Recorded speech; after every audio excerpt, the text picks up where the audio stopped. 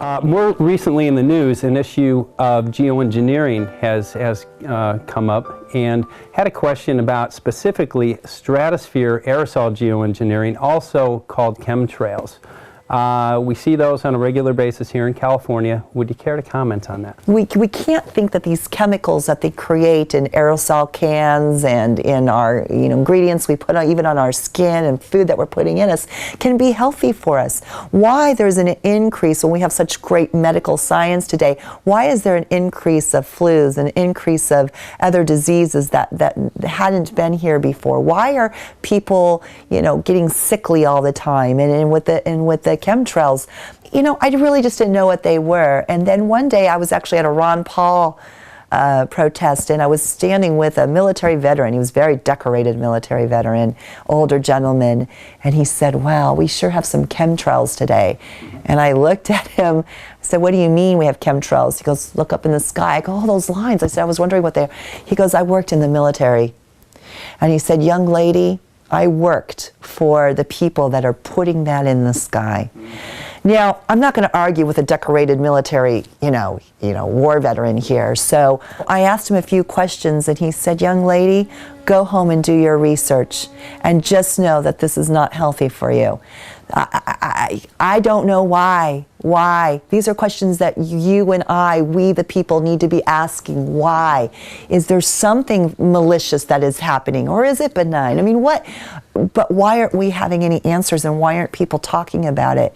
Obviously, we can't look up to the sky and see these chalk, like looking lines. Some days they're there, some days the sky is blue. We can't keep overlooking that. We have to start asking questions.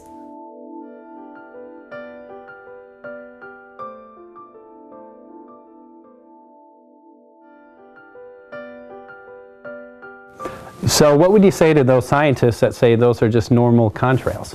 It was about a month ago, 2 months ago, I was out in the desert, and the sky in the morning was clear blue, clear blue. And later in the day I was driving to some campaign event.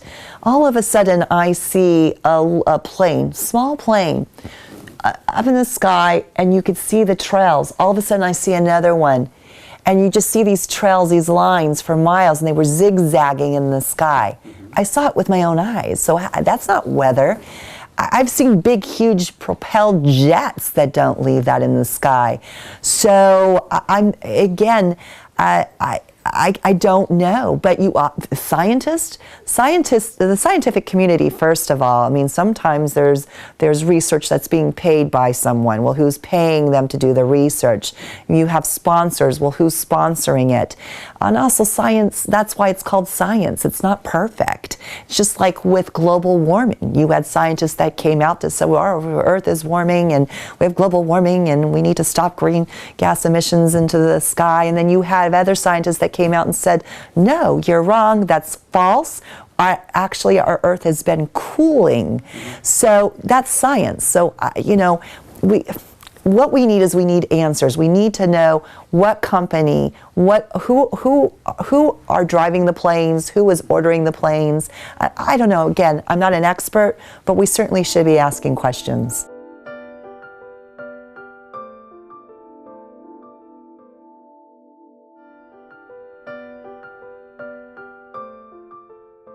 The environmentalists that are out there, how come they're not addressing that? Well, of course, because the special interests, the globalists, that's who pays them their pockets to go out and be the activists that they claim to be. So what we need to do is we need to expose that, and we need to join and make an environmental act, a real environmental act that prevents them from putting these chemicals into the air, which of course is ruining our health.